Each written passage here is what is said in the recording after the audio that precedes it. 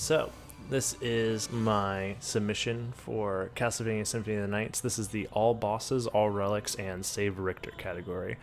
Starting off similar to a lot of different runs, we're collecting the 41 hearts at the beginning of the run, which will allow us to get a neutron bomb at the start of the run, which will allow us to do a reverse shift line glitch, which I'll explain later, that lets you keep Alucard starting equipment, which is really quite strong.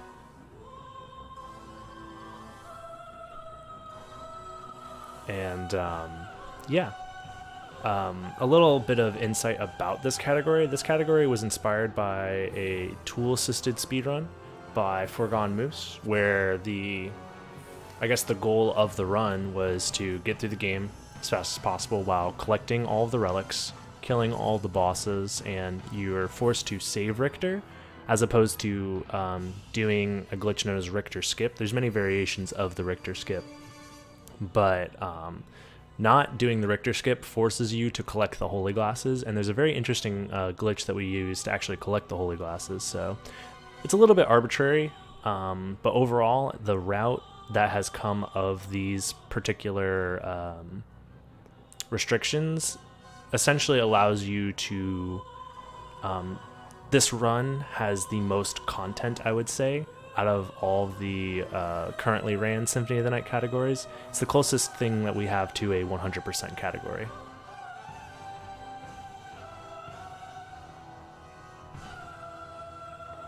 So here I'm setting up the reversed shift line glitch. So I'm going to be getting a level up off this ward while also scrolling the screen by anywhere to 1 to 7 pixels. You buffer a backdash out of that screen scroll, and it kind of sets Alucard in a position or a state where he will underflow his X position when he enters the next screen transition, essentially skipping an entire screen, and that skips the screen where death takes all of your equipment away. So we skip death and we get to keep all of our equipment. But yes, so the beginning of the run has you going through. We're going to be collecting the spirit orb at the beginning of the run. Most runs, there isn't time really to save during this section because the clock rush is set up in a way where the clock rush is essentially a global cycle that you're trying to beat. There's a room that has a statue that opens and closes on every other minute. So on even minutes, the statue is open, and on odd minutes, the statue closes off the next area that you can go to.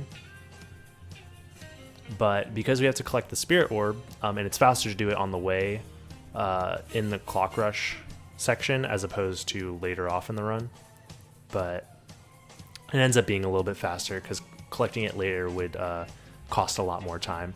So this run, it's a lot harder to get a sub 8 clock rush, which would be the fastest clock rush time, and you wouldn't be able to save any more time other than that. But still, that time that you would be sitting there waiting for the clock door to open is wasted if you don't collect the spirit orb early on. So overall, it saves anywhere from like 30 I think it saves about 30 seconds collecting it early, depending on how quickly you do the clock rush. Anyways, that's like the biggest route difference early on in this run compared to like all bosses or any percent, where all bosses and any percent essentially have the same opening with the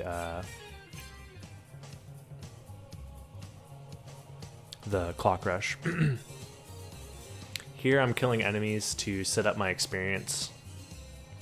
There is an experience route for this version of the clock rush to help with the level ups that you will be getting later after the clock rush. I believe I actually screwed up in this run a little bit by killing one of the enemies early, but it still is a serviceable amount of experience.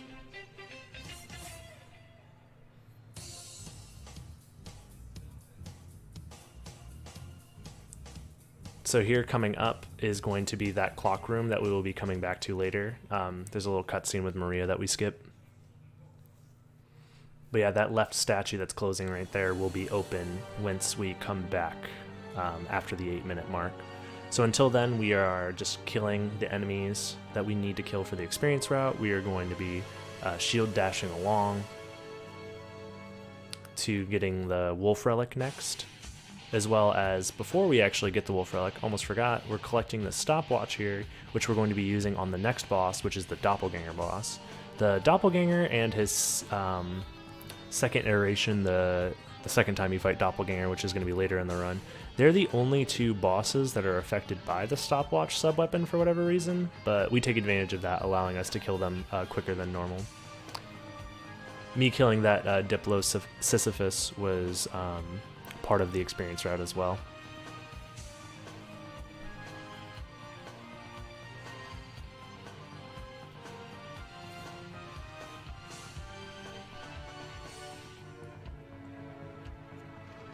But yep, in the outer wall, skipping these Axe Knights for the experience route, and then on to fighting Doppelganger.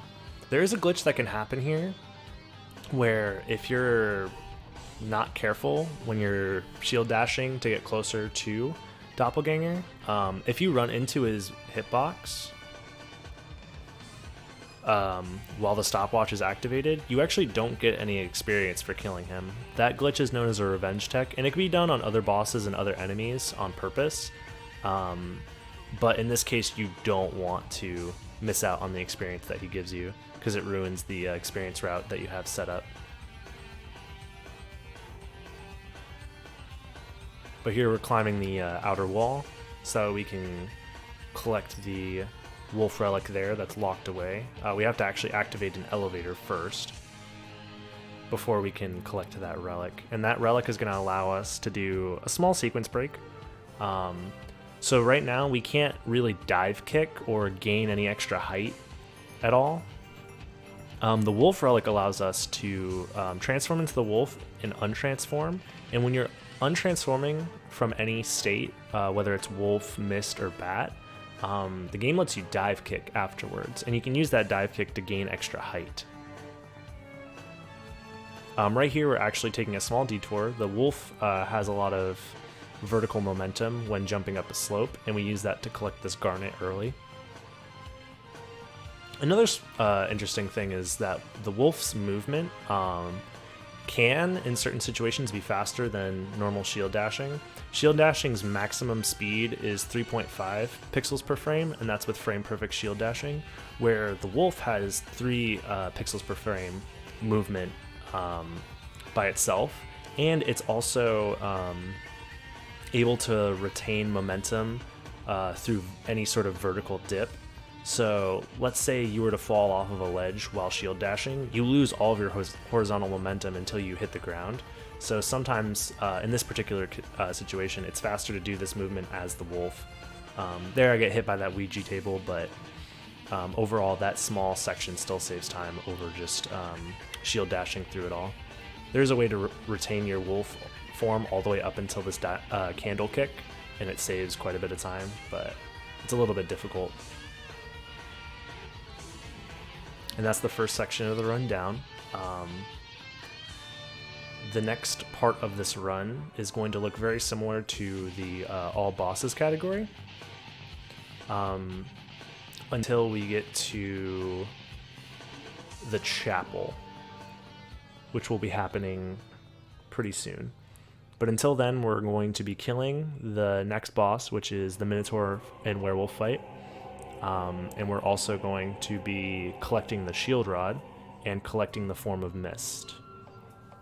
So the Form of Mist will allow us to get the bat relic later, and the shield rod will allow us to set up for our shield rod spell with the Alucard shield, and it's probably the most damaging item in the game when used in combination with that particular combination, that is. So the Alucard shield, when you use the shield rod with it, activates a spell where when you hold the shield out, it does damage essentially on every frame or every other frame.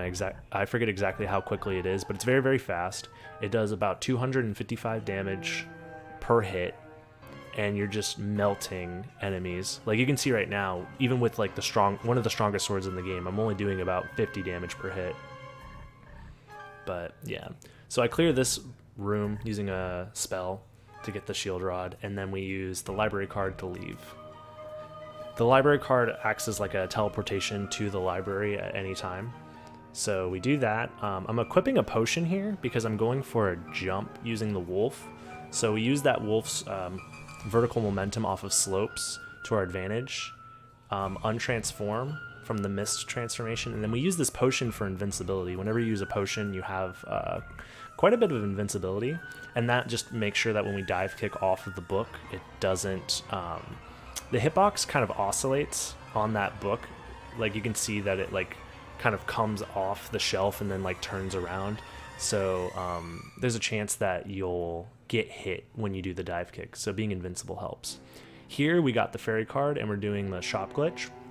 So when the fairy card starts to speak, when you activate the relic, it kind of, the glitch works in a way that you're able to open your menu, your equipment menu, while you're also in the shop menu. So you can equip an item as you're about to sell it. So it takes one away from 0 since you just equipped the one you were about to sell, and that underflows that to 255, and that allows us to sell as much as we want, and we get to buy all the equipment that we want. And we get the duplicator here, which allows us to use mana prisms as well as like buffalo stars and other single-use items as much as we want. I also did the shield rod spell there. That's what that animation was with the shield popping up. But yeah, here I'm getting bodied by the flea men. That's funny. But yeah, now that shield rod is out, when I touch people with the shield, it's going to be doing a lot of damage. Like, it just completely destroyed that boss like within seconds, not even less than a second. Coming up here, we're getting the bat relic, which allows us to transform into the bat, and the bat has probably the fastest form of horizontal movement that you can get early on. Once we fully upgrade the wolf transformation, then we'll have a little bit faster movement, but it takes a while to get to that speed. So every time that you're seeing me flying around really fast as the bat here, that's me inputting a pretty interesting input. So you have to hold the jump button and then do a 3/4 circle input, starting from up, going back and around to forward, and then letting go of the jump button. And every time I do that, it sends me flying forward, and it has the little blue shadows following me behind and whatnot. But when you do the wing smash, as it's called, it only sends you a set distance unless you do the input again. So that's referred to as infinite wing smashing, because theoretically if you had an infinite amount of mana, you can just do that forever and ever, but it requires you to do the input over and over again. So here I'm taking a quick detour to get the Fire of Bat, which is a relic that we normally wouldn't get in any other run because it's kind of useless. It allows the bat to shoot a fireball. I think there's like specific glitches you can do with it, but they aren't really routed into this run.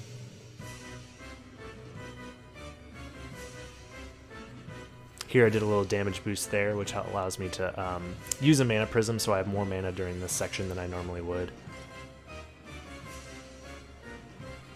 Interesting little wing smash movement there, saves a little bit of time. And then, yeah, again, another boss dies in 2 hits of the shield rod spell. So coming up, we're getting the Leap Stone, which will open up a little bit more movement options. This run in particular, since it collects every single relic, it opens up almost all of the movement options that this game has to offer, which is really cool. Because this game, since we have the shield rod spell, most boss fights are pretty trivial. So you don't really save time from the boss fights themselves. Most of the time that you save in this run is going to be based off of movement, and you have so many options as far as movement goes. Since I now have the Leap Stone, I can do a dive kick whenever I want by doing a jump and then a double jump and then pressing diagonally down and jump again. That does like a forward moving dive kick, and you can cancel that with the bat transformation, which allows you to retain your horizontal momentum and transform into bat, and then you can do a wing smash right afterwards. A lot of the time save that's possible for these boss fights is just getting to the boss as quick as possible and then pulling up the shield rod to kill them quickly. Here I'm actually aligning myself against that little block there because I'm going for an out of bounds glitch that's specific to the chapel. It has something to do with the fact that the screen transition isn't in the middle. Here I didn't get it there, I messed up. But most screen transitions happen at the edge of screens and not in the middle of screens. So I'm doing a heart refresh to pause the screen as I'm going through the transition, and then I backdash out, and it does something similar to a reverse shift line where it just kind of sends you in a position that you're not supposed to normally. It has something to do with like what it tells the game to do once you go through the transition. But it works as an out of bounds. There we get the sword card because it's another relic and we're required to collect all the relics here. And then we're on to another boss, Alrox. I'm sorry, Alrox.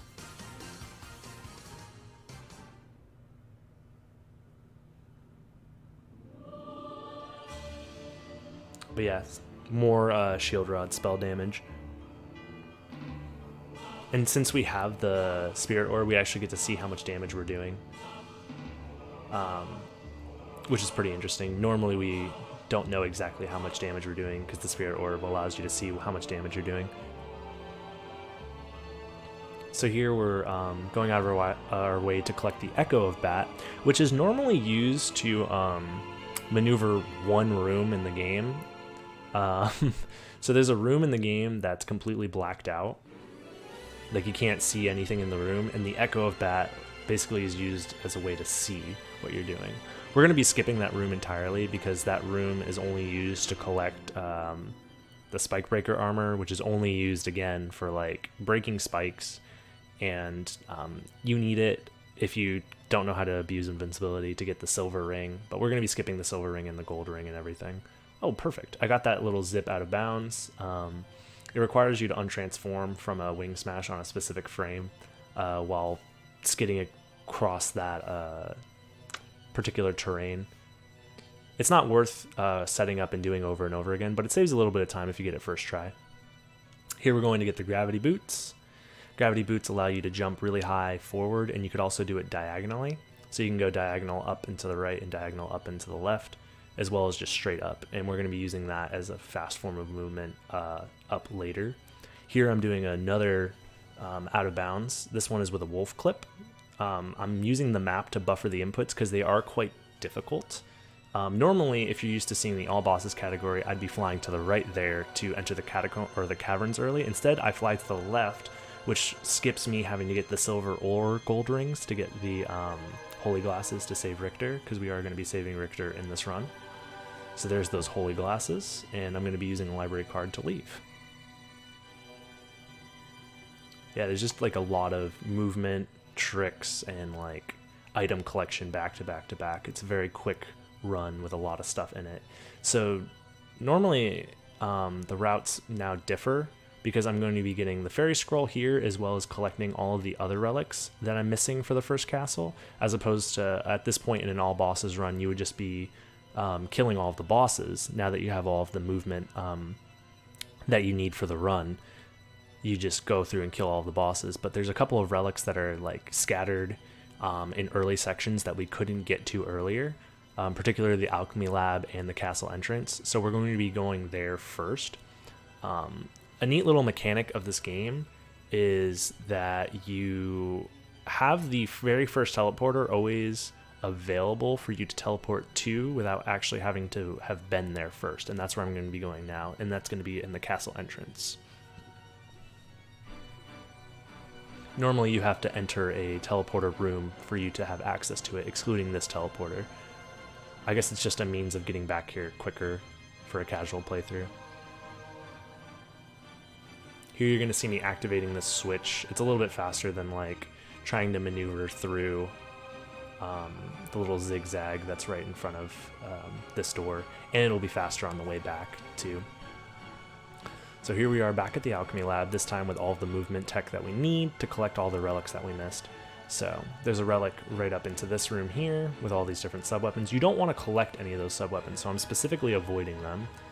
We get that for the skill of Wolf, which allows us to go faster with the Wolf later. But you don't want to collect any of these sub-weapons because the stopwatch is used later on in the boss fight with the second doppelganger, and it saves quite a bit of time. It's like 6 seconds or something like that. But yeah, Until we get there, it's just going to be a lot of different movement, flying around.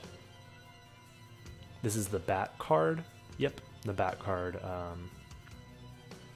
Relic, which is just another familiar that follows you around. We don't need any of the familiars. The only one that's actually useful is the fairy. But here I'm actually going to be wing smashing down to skip that elevator downwards. Saves quite a bit of time because otherwise the elevator going down is really, really slow. You could do an alternate strat where you deload the elevator out of your way, but that's slower than just wing smashing through it.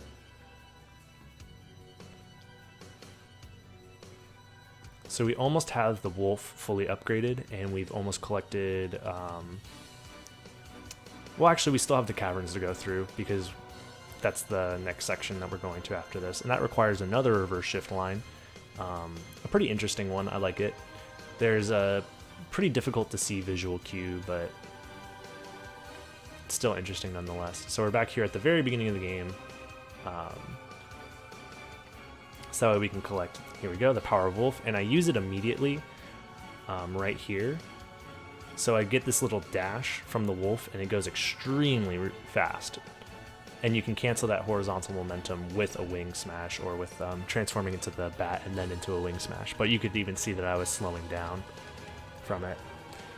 There, it looked like I had a good positioning, but I don't think I get it on the first try. No, I do not.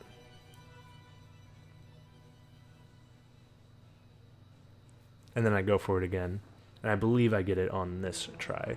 It's a 7-pixel window.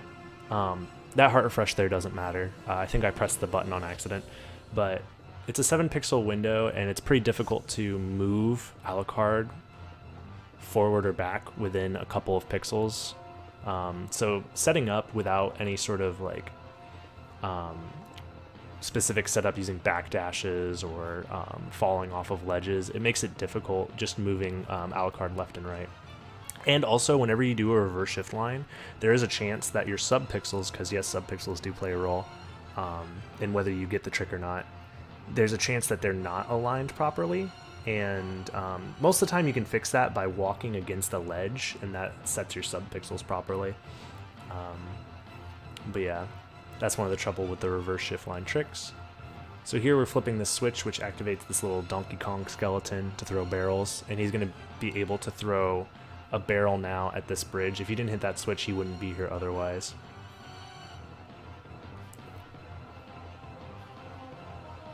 Yeah, these frogs are awful. Their freaking AI is gross.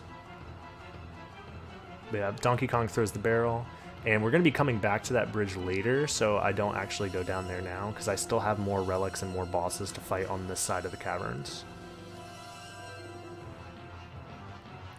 So first things first, I believe I get the holy symbol, yep, which allows you to be in water without taking damage. But the only place that really has water is the caverns and the underground caverns, so it's kind of like a throwaway relic. It's really nice if you want to explore everything in the castle, and we're required to get it because it is a relic, and this category collects all of the relics. But yeah, this is just a section of the game that you don't normally get to see. It's a little bit of a chill section. We have to wait on this boat because there's a little just wall that opens up once you pass a certain point in the boat ride. You actually get to see it raising as we get to the end of this boat ride. And we wouldn't be able to ride this boat if we didn't have the merman statue. The merman statue just allows that guy to be there later. And there's the holy symbol.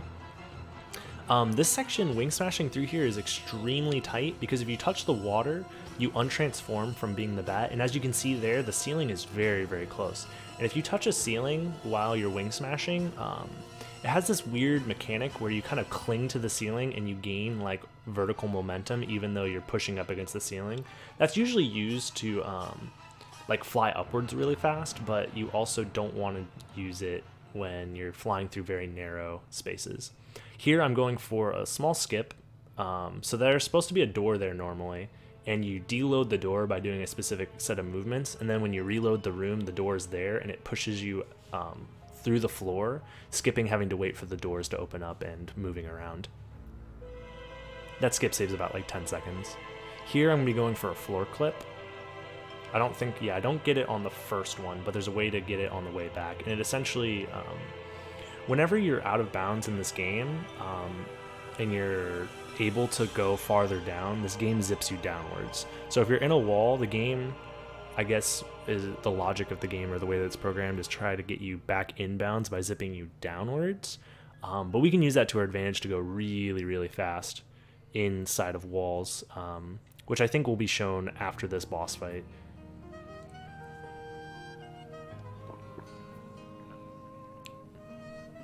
So here's just a little bit of interesting movement. Yeah, we can cancel the gravity jump. That's the thing that has me jumping high with the blue streak behind me. You can cancel it by transforming into the bat. Here we go. I got the wolf clip. So when you're running out of a slope really, really fast, and you untransform on a specific frame, it's different depending on each slope. So they're pretty difficult to get, and they're not really worth going for multiple times. But if you do get them, it clips you out of bounds, and it can be a lot faster than just like falling normally. There's even a faster way of doing that out of bounds zip downwards, but I hadn't practiced it up to this point because it is such a rare trick to really get in a run. But yeah, a lot of the optimizations that you're going to see during boss fights are just how to get to the boss as quickly as possible with your shield out in order to kill it as fast as possible. Here's going to be a small detour to get the demon card, yet another relic required. And then we continue on our way. I'm going to be going for a little bit of a clip that's silly. It's mostly for swag. That clip doesn't really save any time. If anything, it loses like less than a second worth of time due to the menus. If you didn't have to wait for those menus, it would be faster. But yeah, I always go for it just because it's cool. Here's going to be another use of the fully upgraded wolf to go really, really fast. And then you can cancel all of your momentum when you transform into the bat by turning around, and it like stops you on a dime. It's really, really cool. So I use that to my advantage to set my positioning just so during that section.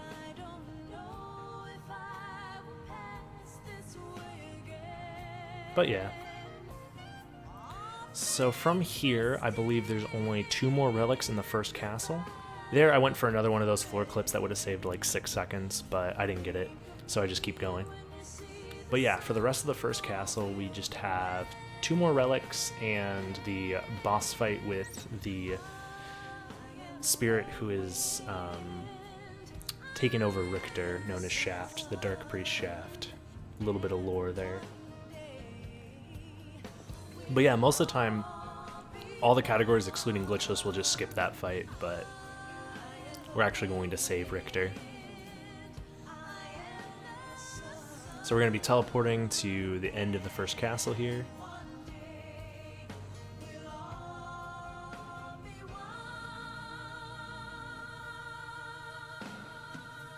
Here we have to collect the Power of Mist, which allows us to stay in the mist form basically as long as we want. We can fly around as the mist now. And it also gives you a little bit more momentum whenever you use the mist, because we use the mist quite a bit to transform from normal Alucard into the bat form faster, because the bat transformation animation takes quite a bit of time, but transforming into the mist into the bat is actually a little bit faster. Same if you want to change directions when you're wing smashing quickly, instead of untransforming and then transforming back. By the way, that was the boss fight. But instead of untransforming and transforming back to turn around after a wing smash, because you can't really turn around during a wing smash, you see me transform into the mist quickly and then back into the bat to just kind of like change your momentum. It's really cool. And with the Power of Mist relic, you're going to see me kind of like bouncing or like moving farther during that section when I would be transforming from the mist into the bat. There, I use the Shield Rod spell again because that cutscene cancels the Shield Rod spell that you had used earlier. Normally, it would take you all the way through to the end of the game, but yeah, it essentially reloads your game after that cutscene, and it doesn't reload with the properties of the Shield Rod spell being active. So I have to re-equip it, and I have to go into the menu anyways to re-equip my Dragon Helmet. The Dragon Helmet essentially lowers the defense of all enemies and lets you kill them faster. I don't know how much time it would really save to re-equip it versus not having it equipped, but there's no way of really knowing. But yeah, we're collecting all of the pieces of Vlad, which are normally relics that are required in order to beat the game. We're going to be doing a glitch later on to skip requiring those relics, but we're still collecting them because it is part of the category. Here's the worst room in the game. If you don't use the stopwatch there, these guys kind of just like fly at you. It's like the worst example of like enemy spam in this game. And there's also Medusa heads that fly in from off screen, and they're random where they spawn in. So it's pretty bad. But thankfully we have the stopwatch there to get through there without any trouble. But yeah, it's just going to be a lot of wing smashing, using the mist into the bat to turn around. This section is pretty cool. You're also going to see, like, if I start my wing smash on a terrain, like you get what's known as a terrain boost right here. You fly along whatever terrain you're attached to, I guess, flying upwards. It's really, I don't know, it's like one of those weird quirks that you have to get used to. But yep, here I'm waiting for another relic to spawn in. There we go. But yeah, not every boss drops a relic in the second castle. There's really only 5 that you have to collect from the actual boss fights themselves. Otherwise, they'll just drop a max health up, which is slow to get, because it pauses the screen as if you collected a relic, except it's not required, so you don't need it to beat the game. Here I'm flying against the ceiling to avoid killing those enemies, because they have a chance of giving me a level up if I am on a specific experience value. So it's usually better to just like skip them.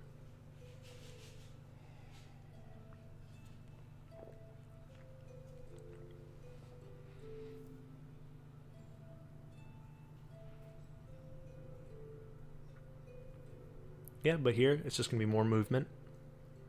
We're going to be canceling our gravity boot jump with the mist transformation, so that way we can retain most of our vertical momentum, but change our positioning, because we need to be in a specific position to make it all the way through there. Here we're using the stopwatch again for Doppelganger. Here I'm going to be breaking open this thing using the shield rod. Otherwise you would have to either cast Soul Steal twice, which is pretty slow to do, or you can do some Summon Spirit shenanigans, which is technically faster, but it's a little precise on the timing. And all that is to get the Force of Echo. So now, if I were to use the Echo as the bat, it does damage now. It does very minimal damage, but it does damage. That's all that that relic does. It's pretty much a throwaway relic and not useful. But yeah, that section was pretty tight to wing smash through, just because like you have water above you and then you have terrain below you that will like mess up your movement, because you'll get terrain boosts either up or down, and you usually just fly into the water anyways. These Rock Knights are very difficult to skip, and their hitboxes can sometimes like leave their sprite, and you'll end up hitting them anyways, even though you fly over them.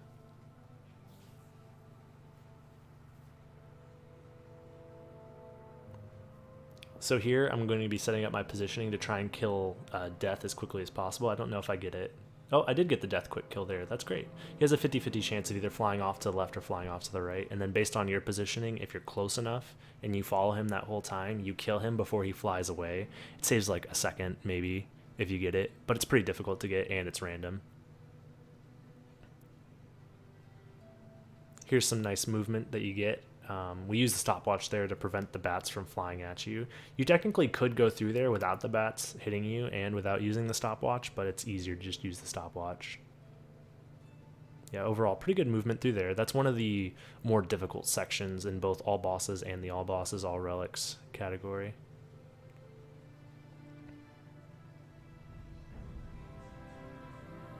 This is another section where using the wolf, whether using the wolf is faster or using the wing smashes is faster depends on how long you're using the wolf for and how many obstacles are in your way.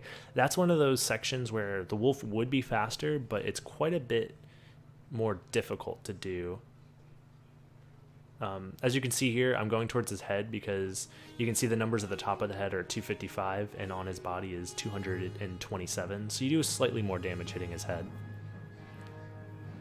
I think this is the last relic that we need to collect that's not from a boss, and it's the poison gas relic. The gas cloud is as it's called. It just means that when you transform into the mist, you now do damage, and you're yellow.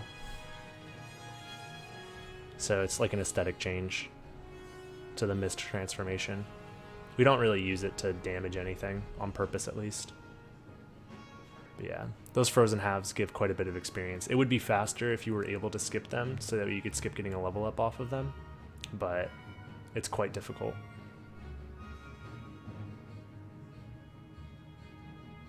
But yeah, that's the first half of this second castle completed.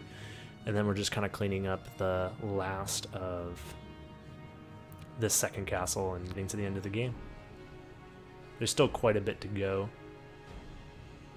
Most of it's just going to be movement optimizations, you know. So here we're teleporting back from that teleporter that we opened up earlier, so we can get to the reverse chapel. The reverse chapel has Medusa, which is another boss that drops a relic, one of those pieces of Vlad that you need for the end of the game, which we don't really need because we'll skip that section, but yeah, here we're going to be trying to cancel our gravity jumps by transforming into the bat. Yep, here we're waiting for that relic to spawn. These relics do give you, I think, some buffs, whether it's like plus something or other to your constitution, your strength, your intelligence, whatever. But those stat buffs don't really matter.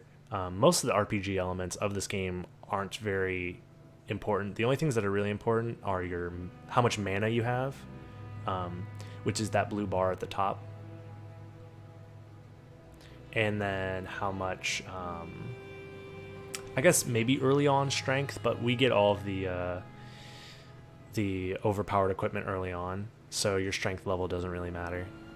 Oh, that was an interesting little thing. So if you're wing smashing downwards and there's like the edge of a platform or the edge of some sort of terrain and you untransform within a certain time frame, it just like stops all of your horizontal momentum during the untransformation animation. So it was slow for that to happen there. It happened on accident. It's one of those like weird physics of the game. And I believe that should be the last relic that we collect, the Rib of Vlad, and we have 2 more bosses left. We have the Castlevania 3 trio, which is an undead version of the playable characters in Castlevania 3, excluding Alucard, because obviously you're playing as him right now. And then we have Beelzebub, which has a pretty interesting boss kill, which is nice. This room sucks. If you get hit by those imps, they can take control of you and force you into like this really long animation, and it wastes a lot of time. Here we're just kind of flying through, abusing invincibility from a mana prism. But yeah, we kind of kill these guys with the shield rod, because when you knock these guys back, they kind of like fall into each other. And you sweep the room from left to right. That room can go very, very poorly if you let any of them survive. So yeah, pretty decent fight there. Next up is the last boss that we're going to be fighting, excluding the final bosses. That's going to be Beelzebub. And like I said earlier, we're going to be killing him in a way where we fly into him with the wing smash, we untransform, and then use the dive kick that you get from untransforming from the bat to dive kick into him and bounce up into him with the shield still out. So it looks like that. Otherwise you would fall straight down and you wouldn't have enough time to kill him. So that just lets you kill him faster. And it requires you to untransform at a very specific timing too. So it's a little tricky at first, but it's pretty good. So yeah, from here it's just getting to that final room of the game and killing Dracula. Oh, there I went for a relatively new strat that requires some dive kicks, but I screwed it up. And I went for a backup there. But yeah, so here we're going to be doing another reverse shift line. we have a very specific visual cue for it. Here I try using the map to buffer it, just so that way I know that I get it. Otherwise I could end up wasting time by using the heart refresh but not being in the right pixel alignment. So that reverse shift line skips a room essentially, and then it ends up putting you out of bounds. And if you wing smash to the left while out of bounds in that specific area, it puts you back in bounds, having skipped the requirements, those relics that you needed to open the door. You could just walk over there and have the door open, but it's quite a bit slower than doing that glitched setup.